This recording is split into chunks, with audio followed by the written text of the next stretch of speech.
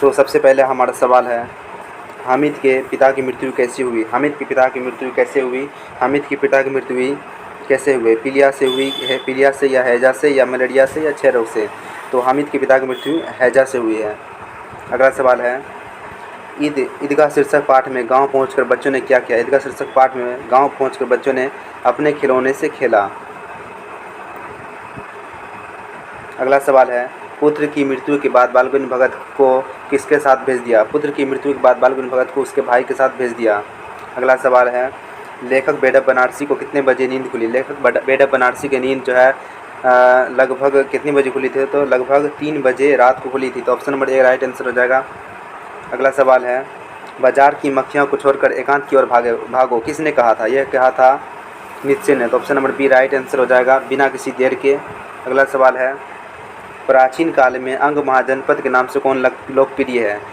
तो प्राचीन काल में अंग महाजनपद के नाम से भागलपुर लोकप्रिय है। इसका सी राइट आंसर हो जाएगा। अगला सवाल है, गांव के लोग सिरचन को क्या समझते हैं? गांव के लोग सिरचन को बेगार समझते थे। इसका option number D right answer हो जाएगा। अगला सवाल है, अशोक का शस्त्र त्याग शीर्षक पाठ के रचनाकार कौन है? अशोक का शस्त्र त्याग शीर्षक पाठ के रचनाकार वंशीधर श्रीवास्तव हो जाएगा। अगला सवाल है, बाल गोविंद भगत सिर पर क्या पहनते थे? बाल गोविंद भगत सिर पर कबीरपंथी टोपी पहनते थे। Option number B right answer हो जाएगा। अगला सवाल है, हुंड्रू का जलप्रपात किस राज्य में है? हुंड्रू का जलप्रपात झारखंड राज्य में है। अगला सवाल हो जाएगा, तिब्बत में बौद्ध धर्म का प्रचार प्रसार किसने किया? तिब्बत में बौद्ध धर्म का प्रचार प्रसार अतीश दीपंकर ने किया। अगला सवाल हो जाएगा, संजू को डायरी लिखने की प्रेरणा किससे मिली? संजू को डायरी लिखने की प्रेरणा जो है उसकी माँ से देखा देखी लगी है, उसकी माँ से लगी है। अगला सवाल है, दीदी की डायरी शीर्षक पाठ में 1 जनवरी 1997 ईस्वी को कैसा दिन था? तो कैसा दिन था? 1 जनवरी 1997 ईस्वी को कारीगर पत्थर तराश रहे थे। Option number D right answer हो जाएगा। अगला सवाल है, दीनबंधु निराला शीर्षक पाठ के लेखक कौन है? दीनबंधु निराला के शीर्षक पाठ के लेखक आचार्य शिवपूजन सहाय हो जाएगा। अगला सवाल है, ठीक है पर कसारा को उसके रुपये लौटाने पड़ेंगे, यह किसने कहा? यह कहा था खेमा के पिता ने। Option number B right answer हो जाएगा। अगला सवाल है, याचकों के लिए कल्पतरु कौन थे? हमको आप सभी को दोस्तों पता है, याचकों के लिए दीनबंधु निराला कल्पतरु थे।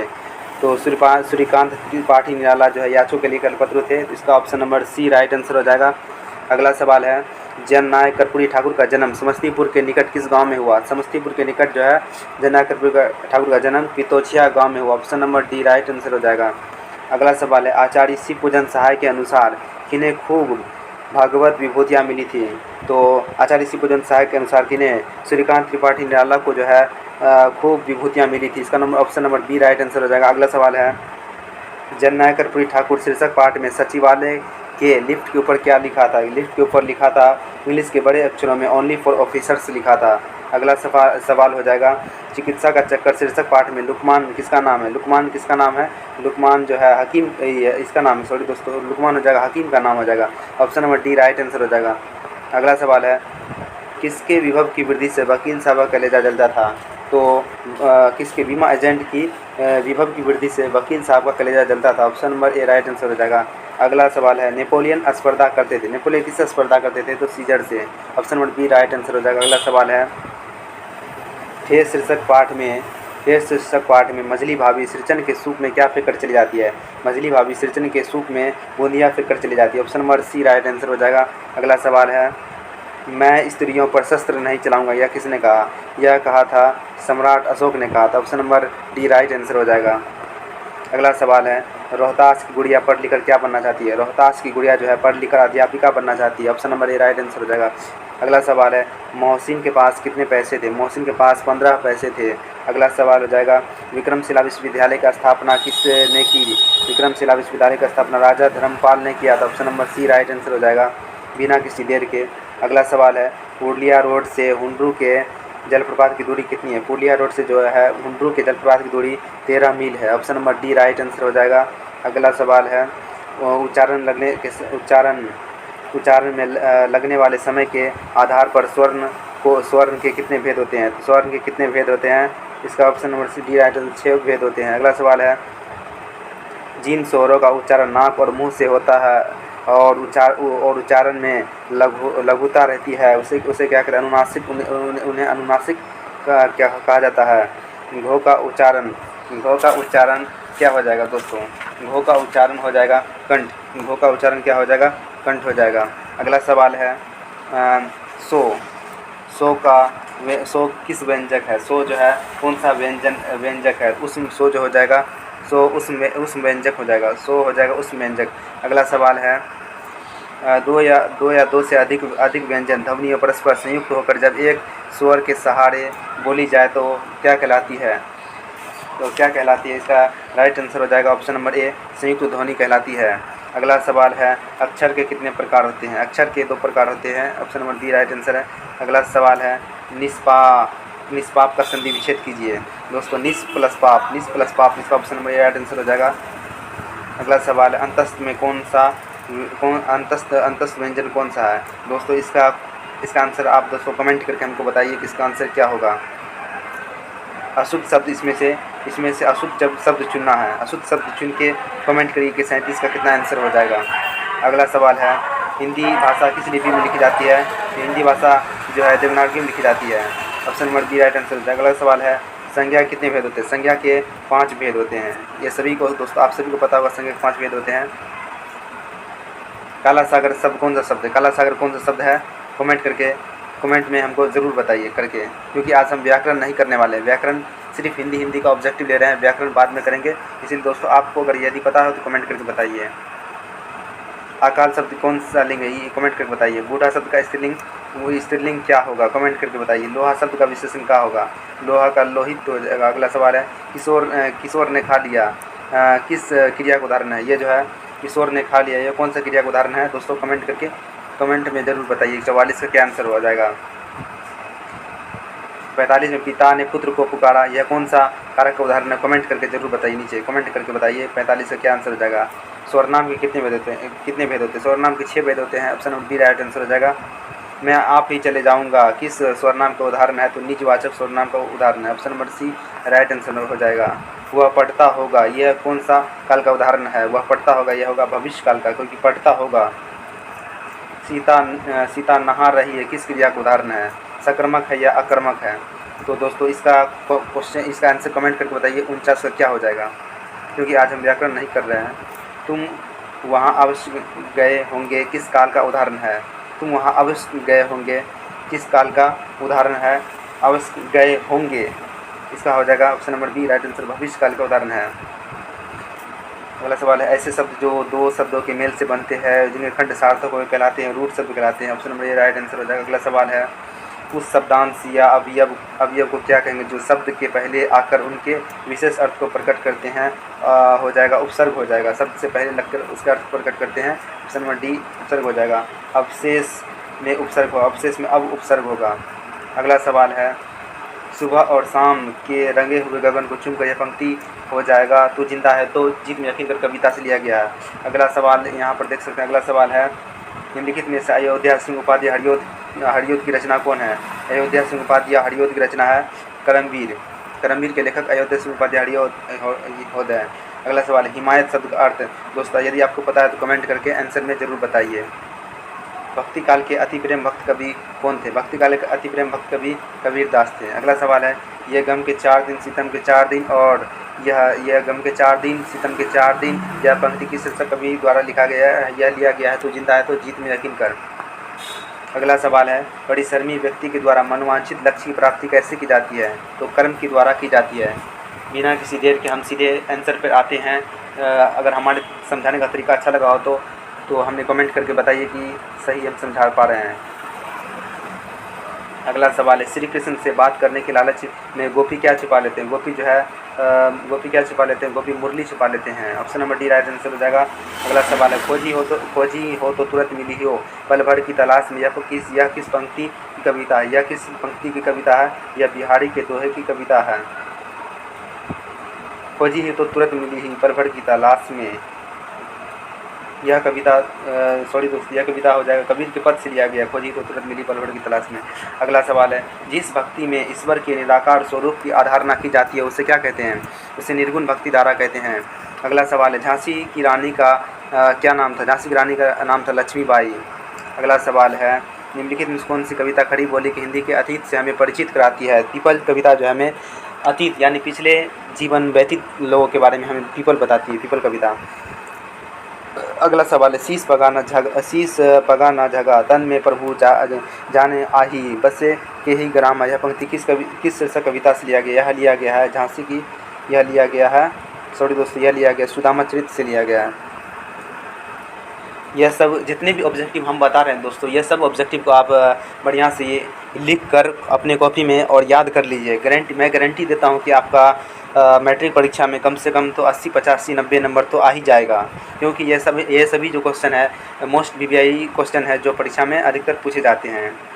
और हम 4 ऑप्शन नहीं बोलकर सीधा क्वेश्चन के आंसर को डायरेक्ट बोल देते हैं, ताकि समय की बचत हो और आप लोग जल्दी से समझ सकें। तो अगला सवाल, लक्ष्मीबाई की इनकी मुहबेली बहन थी। लक्ष्मीबाई जो है कानपुर के नाना की मुहबेली बहन थी। अगला सवाल हो जाएगा, पावस का अर्थ क्या है? पावस का अर्थ क्या है? पावस का अर्थ क्या है? जाड़ा है या गर्मी है या वर्षा है या आंधी है? कमेंट करके दोस्तों कमेंट बॉक्स में ज़रूर बताएं। अगला सवाल है, खुशबू रस्ते यहाँ शीर्षक कविता में किसकी गरिमा का उद्घाटन किया गया? किसकी गरिमा का उद्घाटन करती है? तो शर्म की गरिमा को उद्घाटन करती है, क्योंकि दोस्तों अगरबत्ती बनाने वाले लोग जो काफ़ी मेहनत करते हैं और गंदे मोहल्ले में काम करते हैं। अगला सवाल है, बुझती पथिकों की जहाँ प्यास निद्रा लग जाती है न्यास वही सदा इसका निवास। यह किस पंक्ति शीर्षक कविता की है? यह कविता की है पीपल कविता में है, जहाँ पीपल कविता में बता रहे हैं कि जहाँ पेड़ रहते हैं वहाँ पे छाँव होते हैं, और जितना भी मुसाफिर जाते हैं उसकी छाया में बैठकर आराम करते हैं। तो बुझती वहीं उसकी निद्रा की प्यास किसकी? आदमी की। अगला सवाल है, कौन सा कवि शंकर शैलेंद्र की है? बच्चे की जो है तो जिंदा है तो जिंदगी जीत में यकीन कर, यह कविता शंकर शैलेंद्र की है। अगला सवाल है, व्यक्ति की सफलता का निर्धारण कौन करता है? व्यक्ति की सफलता का निर्धारण जो करता है कर्म के प्रति निष्ठा ही व्यक्ति की सफलता का निर्धारण करती है। अगला सवाल है, मेरी भवराधा हरो राधा नागरी सोय किस पंक्ति किस शीर्षक की कविता है? यह कविता बिहारी के दोहे की है। Option number B right answer हो जाएगा। अगला सवाल है, जंगलों में महामंगल कौन रचा देते हैं? जंगलों में महामंगल रचा देते हैं करमवीर रचा देते हैं। Option number B right answer हो जाएगा। अगला सवाल है, कपूर के साथ कौन चीज़ रखने पर दुर्गंध नहीं छोड़ता है? कपूर के साथ मेथी, अजवाइन, हींग, मंगरेला क्या रखने पर दुर्गंध नहीं छोड़ता है? इसका 74 सवाल का आंसर आप कमेंट बॉक्स में ज़रूर बताइए क्या होगा। कवि बिहारी किस स्थिति में मनुष्य को एक समान रहने की सलाह देते हैं? बिहारी जो है सुख दुख में एक समान रहने की सलाह देते हैं। सो जा सुबह तक सूरज उगेगा उसकी सुनहरी किरणें छुएगी जंगल के पत्तों को। यह पंक्ति की शीर्षक कविता की है? यह पंक्ति जो है राह भटकेरन के बच्चे की कविता की है। अगला सवाल है, उदित हुआ सौभाग्य मुदित महलों में उजियाली छाई। यह पंक्ति किस शीर्षक कविता की? यह पंक्ति जो है यह किस उदित हुआ सौभाग्य, यह पंक्ति जो है झांसी की रानी कविता से लिया गया है। अगला सवाल हो, मेरे दम से यूं ही मेरे वतन की जीनत। यह पंक्ति किस शीर्षक कविता की है? यह पंक्ति जो है किस शीर्षक कविता की है? यह हो जाएगा बच्चे की दुआ शीर्षक कविता से है। अगला सवाल, निम्नलिखित में कौन कविता सुभद्रा कुमारी चौहान का है? सुभद्रा कुमारी चौहान कौन सा कविता लिखा है? तो झांसी की रानी। अगला सवाल है, ना में देवल ना में मस्जिद ना वे कैलाश में। यह पंक्ति किस कविता से लिया गया? यह पंक्ति जो है कबीर के पद से लिया गया। पंक्ति कबीर के पद से लिया गया। अगला सवाल हो जाएगा, प्रबल शब्द में उपसर्ग हो जाएगा प्रो। अगला सवाल हो जाएगा, व्यवहार शब्द का विशेषण क्या है? व्यवहार शब्द का विशेषण व्यवहारिक हो जाएगा। व्यवहारिक option number C right answer हो जाएगा। आजन्म का समास, आजन्म कौन सा समास है? आजन्म जिसका जन्म आज हुआ तत्पुरुष समास को उदाहरण। Option number A right answer हो जाएगा। अगला सवाल है, मनुष्य के विचारों को पूर्णता से प्रकट करने वाले पद समूह को क्या कहते हैं? मनुष्य के विचारों को पूर्णता से प्रकट करने वाले समूह को क्या कहते हैं? वाक्य कहते हैं। Option number A right answer हो जाएगा। अगला सवाल है, जिस वाक्यांश में साधारण मिश्रणों का मेल संयोजन अवयवों द्वारा होता है उसे क्या कहते हैं? उसे क्या कहते हैं? उसे मिश्र वाक्य कहते हैं। Option number B right answer हो जाएगा। अगला सवाल है, कौन शुद्ध वाक्य है? मैंने रोटी खाया, सड़कों में भारी भीड़ लगी हुई है, आपका पत्र मिला, गांव पर सड़कों की अधिकता है। सड़कों में भारी भीड़ लगी है, यही option number B right answer हो जाएगा। अगला सवाल है, 2 गज रस्सी कौन सा पदबंध है? 2 गज रस्सी कौन संज्ञा पदबंध है? Option number A right answer. अगला सवाल है, जो कभी लोकप्रिय होता है उसका सम्मान भी सभी करते हैं, यह किस वाक्य का उदाहरण है? यह हो जाएगा, यह किस वाक्य का उदाहरण, यह हो जाएगा मिश्र वाक्य का उदाहरण। Option number C right answer हो जाएगा। अगला सवाल है, घड़ों पानी पड़ जाना, मुहावरे का अर्थ क्या है? घड़ों पानी पड़ जाना मतलब अत्यंत लज्जित हो जाना। Option number D right answer हो जाएगा। अगला सवाल है, जो इच्छा के अधीन के लिए एक शब्द, इच्छा के अधीन जो किया जाता है उसको क्या कहा जाता है? इच्छाधीन। अगला सवाल है, सापेक्ष शब्द का विलोम क्या हो? सापेक्ष शब्द का विलोम निरपेक्ष होगा।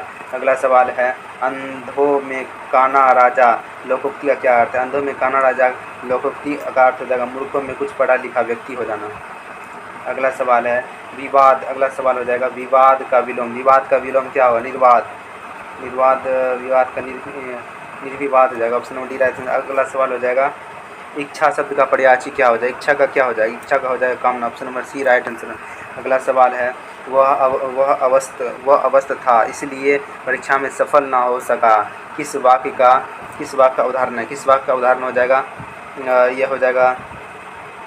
यह हो जाएगा मिश्र वाक्य का उदाहरण। Option number D right answer. अगला सवाल है, श्रमदान शब्द कौन सा समास? श्रमदान शब्द हो जाएगा, इसका दोस्तों कमेंट करके बताइए कि इसका 96 का कौन सा आंसर होगा? A B C D, comment करके जरूर बताइए।